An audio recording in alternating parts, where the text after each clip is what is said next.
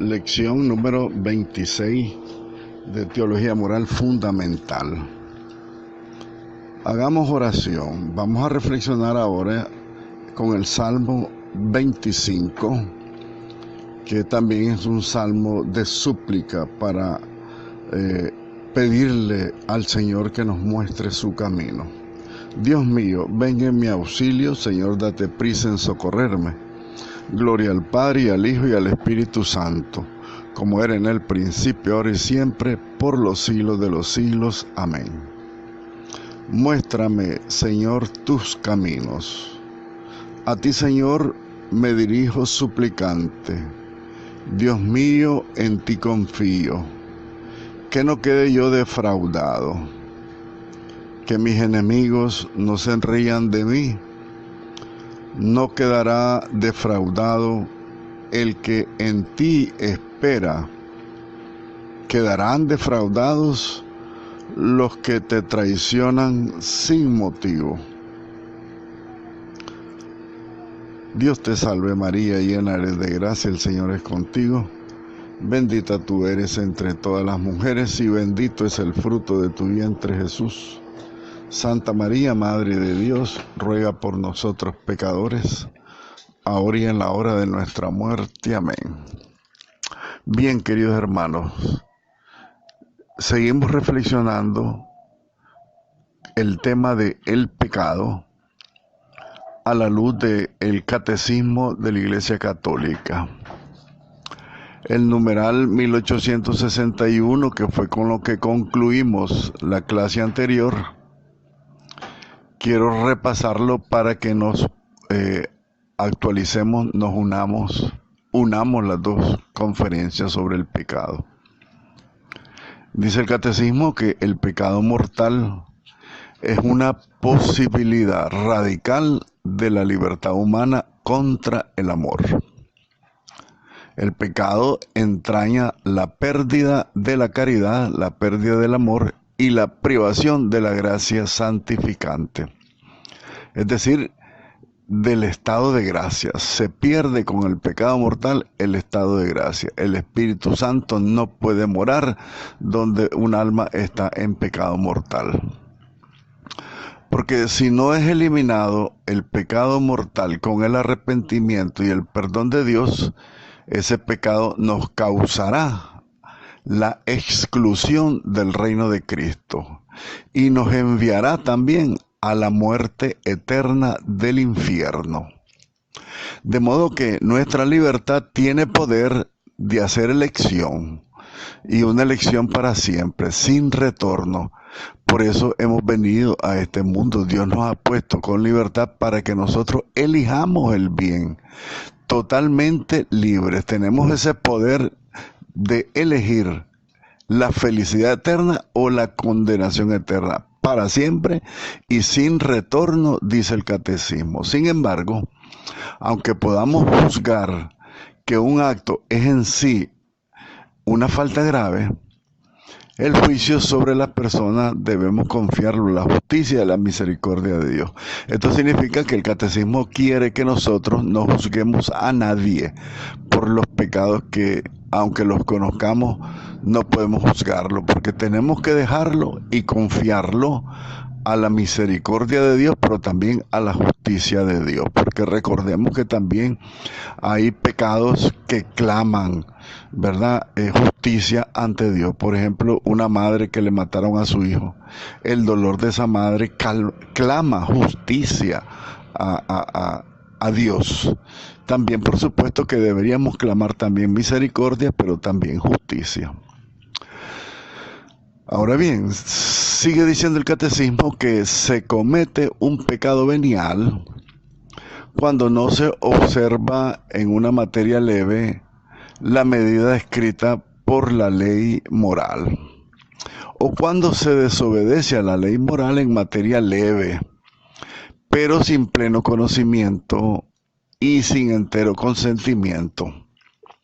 Esto significa que también a veces los impulsos, las mismas pasiones humanas te hacen cometer pecados que por supuesto no te separan de la gracia de Dios, pero sí te afectan.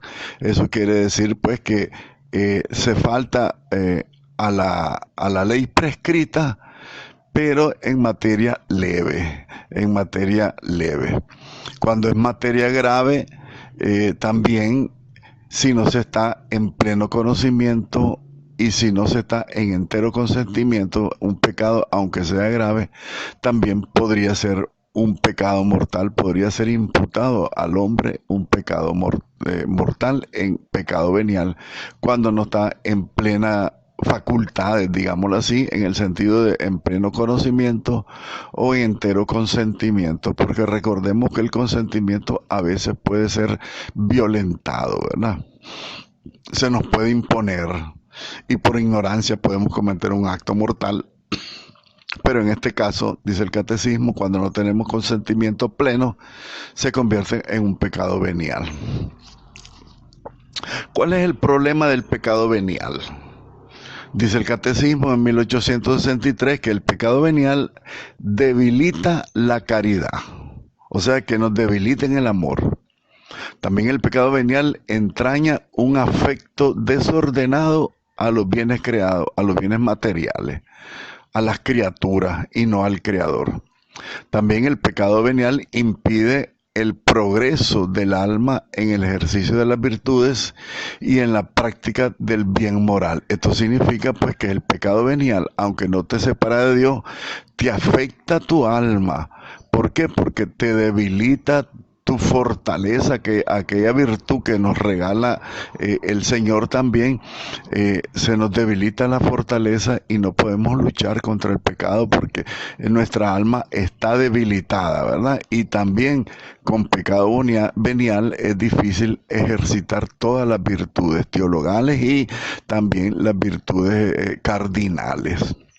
Y también nos evita el pecado venial la práctica del bien moral. A veces caemos en cosas mal hechas por la misma debilidad que nos ha causado en nosotros el pecado venial.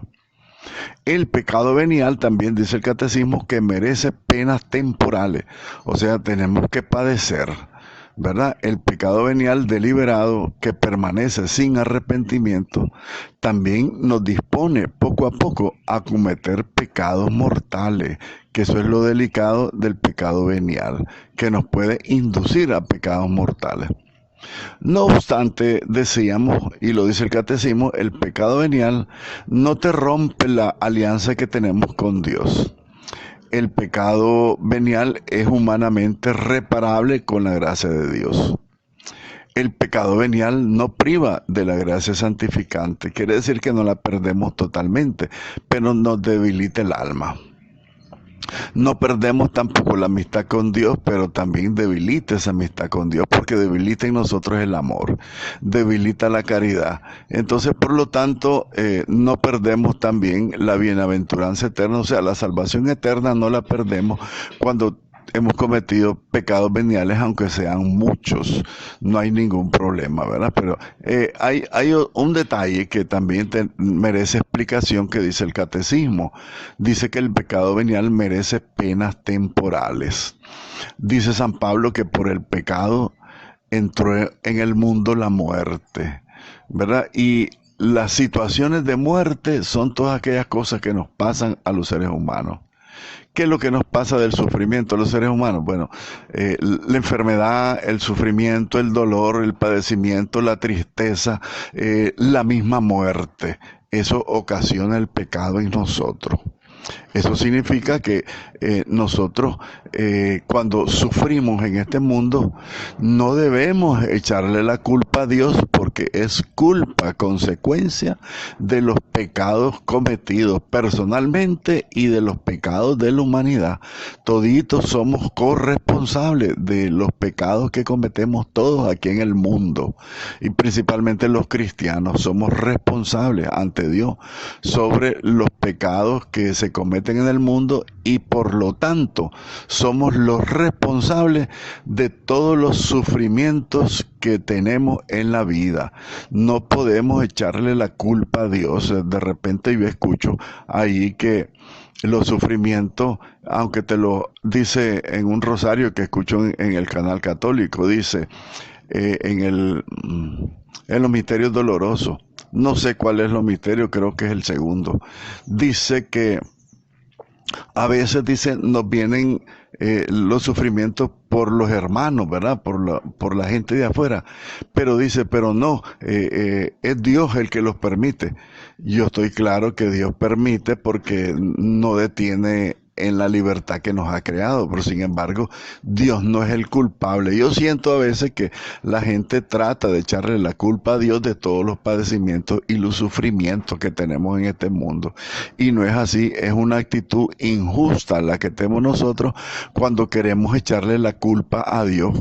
Simplemente cuando nosotros decimos Dios lo permitió, de alguna manera nosotros le estamos echando la culpa a Dios de los padecimientos humanos. Y recordemos que no es así, y lo dice la Sagrada Escritura. No inventemos que Dios es el culpable de todas las cosas que pasan. Dice San Pablo que Dios no puede tentar a nadie, que Dios no está para estar fregando a la gente, sino para salvarla.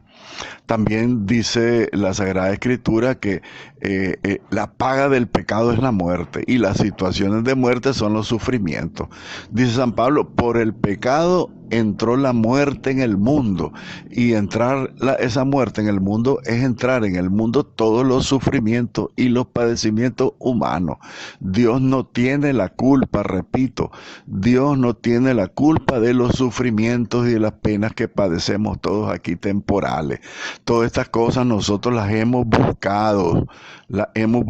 Estamos claros que hay un momento que los justos sufren, y hay un misterio del sufrimiento del justo, o sea, la persona que no comete pecado.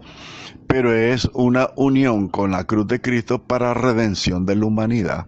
Entonces nunca tenemos que ver las penas que padecemos temporalmente, nunca podemos echarle la culpa a Dios, sino más bien unirnos a Él o pedirle que Él se una a nuestro sufrimiento con sus padecimientos en la cruz, y así nuestro dolor y nuestro sufrimiento van a tener un altísimo sentido redentor. Vamos a ayudar a Dios a redimir a todas las almas que están en pecado en este mundo. Ahora bien, dice el catecismo que el hombre, mientras permanece en la carne, no puede evitar todos los pecados. Al menos los pecados leves no los podemos evitar, los veniales a lo mejor sí, pero los pecados veniales es difícil que los podamos controlar, ¿verdad? Pero estos pecados que los llamamos leves, los pecados veniales, no los consideren poca cosa, no los consideremos poca cosa. Si los tenemos por tales, cuando los pesas, tiembla cuando los cuentas. Esto quiere decir, si nosotros pesamos los pecados, a lo mejor pesan poquito, pero si los contamos, son muchos. Tenemos una gran ventaja por el depósito infinito de la misericordia de Dios a través de la Iglesia, que por los actos de piedad por la Iglesia se nos concede el perdón de los pecados veniales en cada oración, principalmente en el acto penitencial de la Eucaristía al inicio de la misa. Con el rezo del acto penitencial, el yo confieso, se nos borran los pecados veniales. Pero cuando nosotros no vamos nunca a misa, cuando no rezamos nunca, hay una acumulación infinita de pecados veniales. Porque muchos, dice el catecismo, fíjense ustedes, muchos objetos leves hacen una gran masa. O sea, muchos pecados mortales hacen una gran masa. Muchas gotas de agua llenan un río. Muchas gotas de agua llenan un río. Muchos granos hacen un montón, llenan un granero. Entonces, ¿cuál es entonces nuestra esperanza?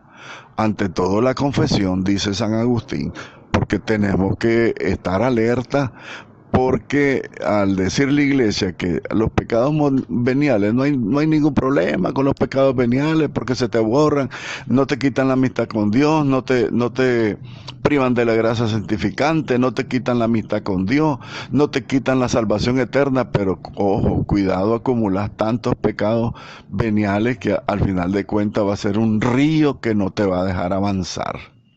Y lo dice San Agustín. Bien, dice el catecismo, avanzando un poco, que todo pecado o blasfemia será perdonado a todos los hombres que lo cometamos. Pero la blasfemia contra el Espíritu Santo no será perdonada ni aquí ni allá, dice la Sagrada Escritura, Marcos 3 y Lucas 12. No hay límites, por supuesto, dice el Catecismo, no hay límite a la misericordia de Dios, es infinita la misericordia de Dios. Pero quien se niega deliberadamente a acoger esta misericordia infinita de Dios mediante el arrepentimiento, cuando uno no se arrepiente y rechaza el perdón de los pecados por la confesión y rechazan la salvación ofrecida por el Espíritu Santo, entonces ese pecado no tiene perdón ni aquí ni allá. Porque semejante endurecimiento nos puede conducir a la condenación final y a la pérdida y a la perdición de la salvación eterna. O sea, perdemos la vida, es la perdición eterna, la condenación eterna. Entonces, ojo que también los pecados son peligrosos, ¿verdad? Son peligrosísimos porque nos podemos condenar. Uno te puede condenar. Una vez que no vayas a misa y no lo confiesas, te puede condenar. Es una cosa así de difícil de entender. ¿Por qué razón? Porque dice el mismo Jesucristo, el que viola un solo pecado, dice, ya violó todita la ley y toditos los profetas. Entonces es delicado que con un solo pecado mortal nosotros nos podemos condenar. ¿Y cuáles son los pecados mortales? Los 10 mandamientos de la ley de Dios, los 5 mandamientos de la iglesia. Ahí tenemos una lista grande para que veamos. Significa que no ir a misa, por ejemplo, pecado mortal. No ayunar miércoles de ceniza y viernes santo, pecado mortal. Abstinencia de carne todos los viernes de Cuaresma, pecado mortal. Entonces, imagínense cómo estamos. Yo pienso que al tratar este tema del pecado, según lo refiere el Catecismo de la Iglesia Católica, es una llamada que nos hace el Señor a hacer un examen de conciencia, a arreglar cuentas con Dios, a reconciliarnos con Dios, no tenerle miedo a la confesión, porque es la única manera por medio de la cual Dios te puede perdonar. Dicen los protestantes que ellos se confiesan con Dios, y yo les respondería, sí, te confesas directamente con Dios, pero Dios no te responde. Mientras que si lo haces con Dios a través del sacerdote por la iglesia, sí te responde, porque el sacerdote, en nombre de Cristo y en nombre de la iglesia, te absuelve de todos tus pecados. Bien, avancemos un poco más. La proliferación del pecado. Miren ustedes lo que dice el Catecismo. Acabamos de hablar del pecado personal, ahora vamos a hablar el pecado social. Veamos qué dice 1865.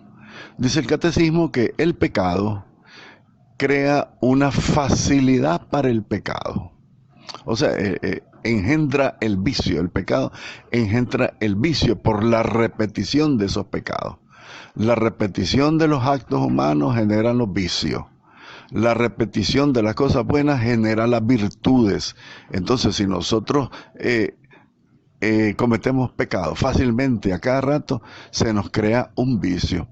De ahí resultan las inclinaciones desviadas que oscurecen la conciencia y corrompen la valoración concreta sobre el bien y sobre el mal. Miren ustedes que perdemos incluso entonces la rectitud de conciencia, porque el pecado te oscurece la conciencia.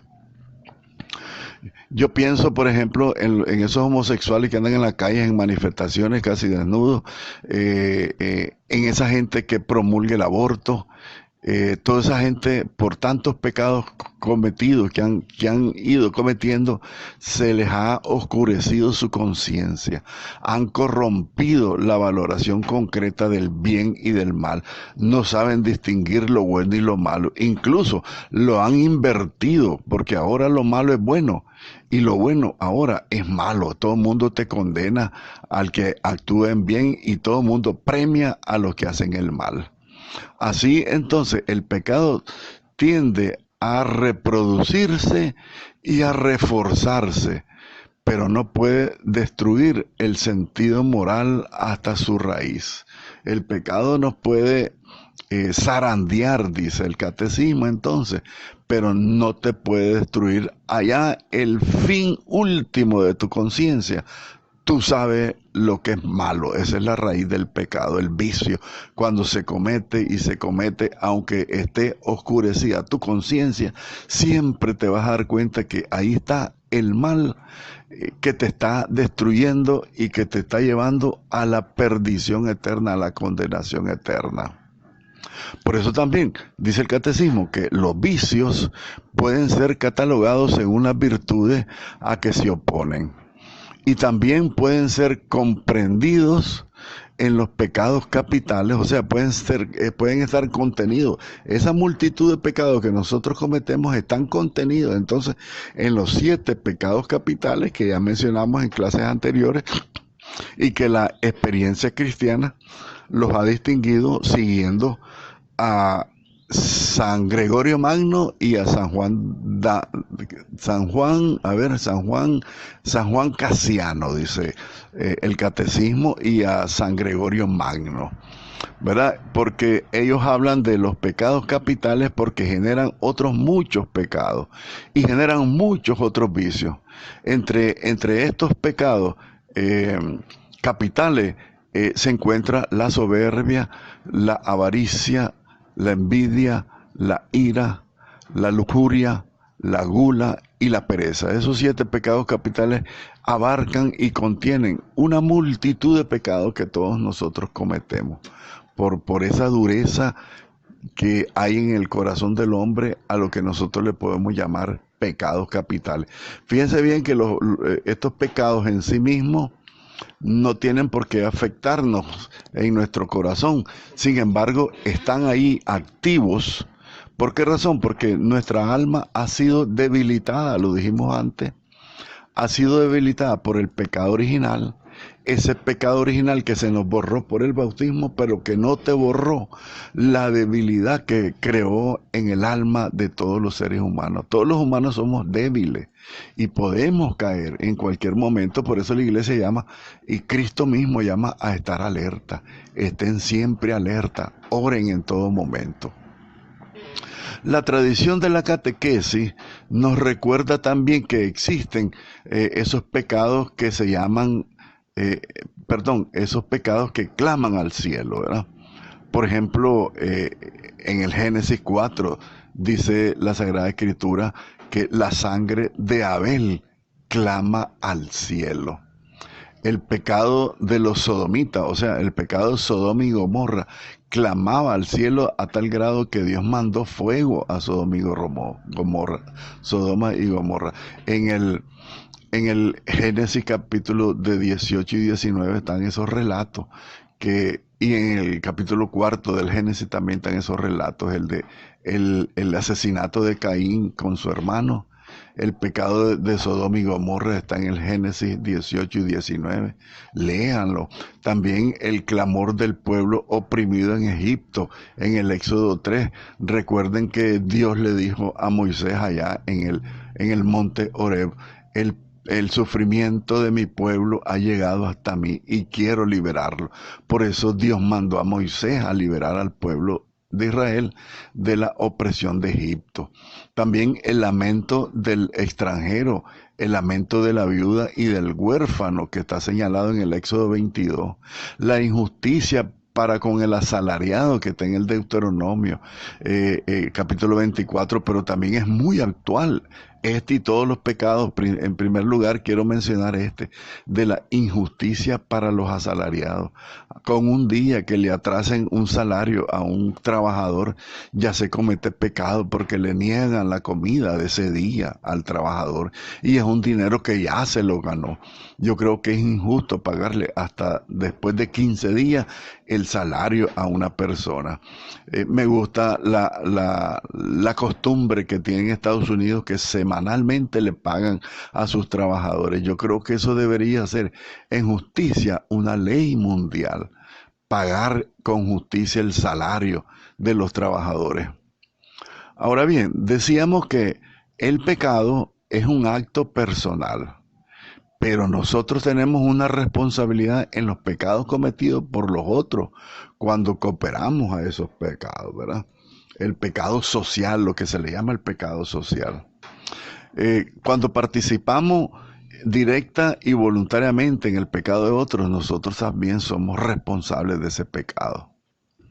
Cuando ordenándolo, aconsejándolo o abandonándolo o aprobándolo, todos esos actos contrarios que cometen los otros, nosotros somos responsables. ¿Por qué? Porque dice el que calla otorga, ¿verdad? El que cuida la esquina porque está robando el otro también es cómplice. El que manda a hacer una maldad también es responsable con el que comete la maldad. El que aconseja una maldad también comete pecado con el que comete esa maldad. Y también abandonándolos, ¿verdad? Entonces, no revelándolos o no impidiéndolos cuando se tiene obligación de hacerlo, también cometemos pecado mortal. Cuando no impidimos un pecado, cuando no lo revelamos, cuando protegemos a los que hacen el mal, cuando protegemos a los que cometen el pecado, ahí nosotros nos hacemos responsables de los pecados de los otros. Entonces, de esa manera, dice el catecismo, así dice el catecismo, el pecado convierte a los hombres en cómplices unos de otros y hace reinar entre todos los hombres la concupiscencia, la violencia y la injusticia. Yo le agregaría el egoísmo también, ¿verdad? Porque nos hacemos cómplices, porque queremos participar de lo malo, de lo que hacen los otros. Y las grandes injusticias y las grandes violencias que se dan en el mundo. Por ejemplo, ahorita la guerra en Ucrania es una gran injusticia, que hay muchos cómplices, porque no solamente Rusia es culpable, el mundo entero que no ha metido mano es responsable de ese crimen que se está cometiendo por la guerra. Ahora bien, los pecados, dice el catecismo, provocan situaciones sociales y también instituciones contrarias a la bondad divina. Ahí tenemos instituciones, aquí mismo las tenemos en nuestro país, en muchos países, hay instituciones que son totalmente contrarias a la bondad divina. Por ejemplo, las asambleas nacionales, los diputados de las asambleas, todas esas instituciones son contrarias a la bondad divina porque siempre están maquinando la maldad, el vicio, la corrupción, la maldad, el robo. Están propiciando todo lo que es contrario al amor de Dios. Por eso se habla de las estructuras de pecado. Y dice el catecismo que las estructuras de pecado son expresión y son efecto de los pecados personales que todos cometemos juntos.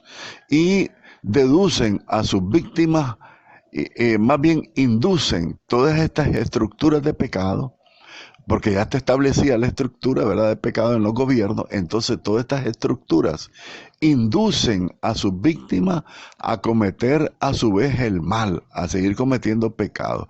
En un sentido analógico constituyen un pecado social, esas estructuras de pecado. ¿Por qué? Porque inducen a todos a cometer pecado. Bien, ahora vamos a entrar a hacer un resumen de todo lo que hemos dicho de qué es el pecado según el catecismo de la Iglesia Católica.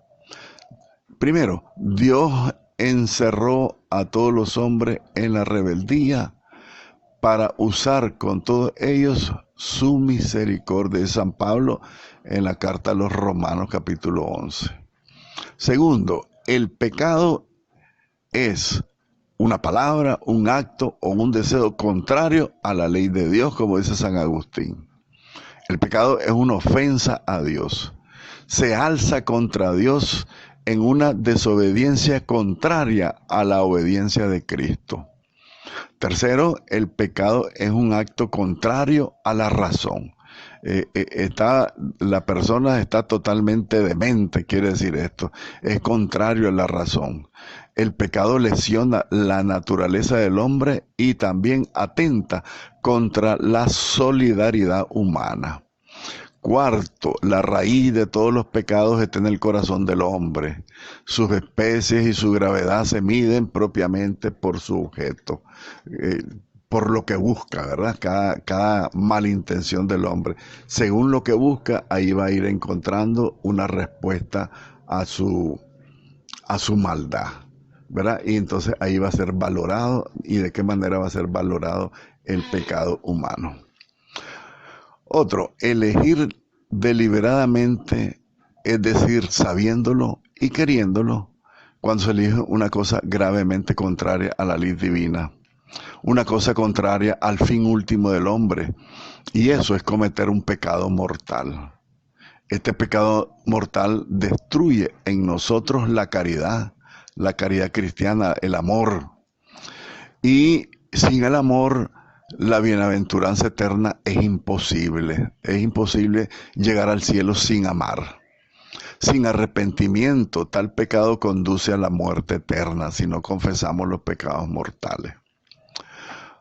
Penúltimo, el pecado venial constituye un desorden moral reparable por la caridad que deja subsistir en nosotros, ¿verdad? Esto significa que el pecado venial es un pecado o un desorden moral que no nos destruye totalmente la caridad. Con la caridad lo podemos reparar. Y si lo reparamos, deja de subsistir en nosotros. Y por último, la reiteración del pecado, incluso los pecados veniales, engendra vicios. Y entre esos vicios se distinguen los pecados capitales que ya los mencionamos. Gloria al Padre, al Hijo y al Espíritu Santo, como era en el principio, ahora y siempre, por los siglos de los siglos. Amén.